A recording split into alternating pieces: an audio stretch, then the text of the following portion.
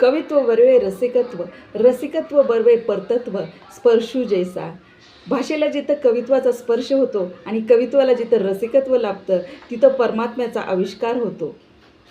खरं तर इतिहास घडवणारी माणसं इतिहास विसरू शकत नाही आणि इतिहास विसरणारी माणसं इतिहास घडवूच शकत नाही. निरक्षर मराठ्यांचा इतिहास वर्णाक्षरानं लिहून ठेवावा इतका तेजस्वी आणि ओजस्वी इतिहास याच मातीत घडला, परंतु साक्षर मराठी त्यापासून बेदखल राहिले. खरं तर ज्या महाराष्ट्रामध्ये आपण राहतो तो महाराष्ट्र नेमका कसा आहे, ज्या मातीमध्ये आपण राहतो ती माती नेमकी कशी आहे.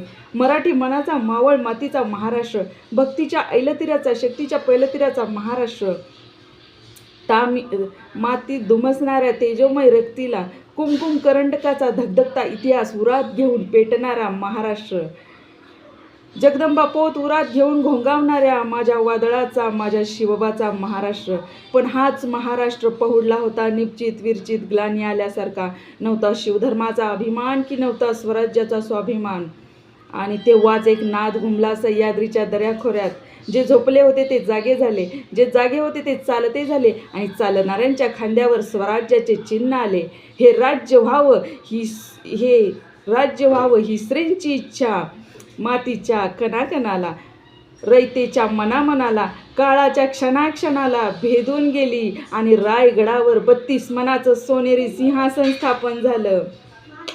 लोककल्याणकारी रयतेचं राज्य स्थापून शिवकल्याणकारी राजे शिवछत्रपती झाले.